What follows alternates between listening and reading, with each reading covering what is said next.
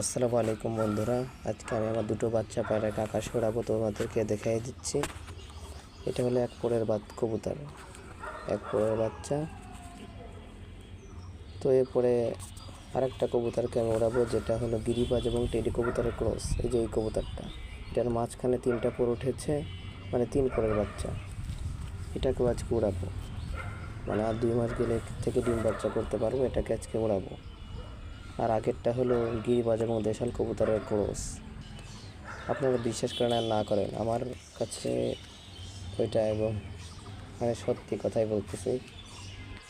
তো কবুতরগুলোকে উড়িয়ে দিয়েছি, মাশাআল্লাহ। প্রথমে হাইট নিচ্ছে না, একটু পরে ইনশাল্লাহ অনেক উপরে উঠে যাবে। তো দেখো অনেকটাই উপরে উঠে গেছে কবুতর দুটো। আমার বিশ্বাসই হয় না যে গিরিবাজ কবুতর এবং দেশাল কবুতরের ক্রসের বাচ্চা এত উপরে উঠতে পারে। যেহেতু আমি একটা ভালো বাচ্চা উড়েছি, সেজন্য ওকে ফলো করে উপরে উঠে গেছে।